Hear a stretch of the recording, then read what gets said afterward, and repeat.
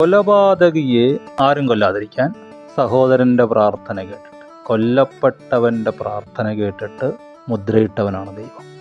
ദൈവത്തിൻ്റെ ആ സ്നേഹവും പ്രാർത്ഥനയുടെയും രക്തത്തിൻ്റെയും വലിപ്പവും നോക്കിക്കേ. അങ്ങനെയാണെങ്കിൽ പുതിയ നിയമത്തിൽ സഭയിൽ വന്നാൽ നിങ്ങൾക്ക് കിട്ടുന്ന സംരക്ഷണം ഇതാണ്: കുഞ്ഞാടിൻ്റെ രക്തത്താൽ മുദ്രയിടും നിങ്ങളെ. പിന്നെ ശത്രു നിങ്ങളെ തൊടുകയില്ല, പിശാച് ഓടിക്കളയും. കഴിഞ്ഞ കാലത്തിൽ പാസ്റ്റ് ടെൻസിൽ നിങ്ങൾ നിരാശനാണോ? ഒഫീഷ്യൽ ലൈഫിൽ, പേഴ്സണൽ ലൈഫിൽ, ഫാമിലി ലൈഫിൽ, സോഷ്യൽ ലൈഫിൽ എന്തെങ്കിലും ബ്ലാക്ക് മാർക്ക് വന്നോ നിങ്ങൾക്ക്? ഭൂതകാലം ഒരു ഭൂതത്തെ പോലെ നിങ്ങളെ പിന്തുടരുന്നുണ്ടോ? ഭയപ്പെടരുത്, കർത്താവിൻ്റെ അടുക്കൽ വരിക.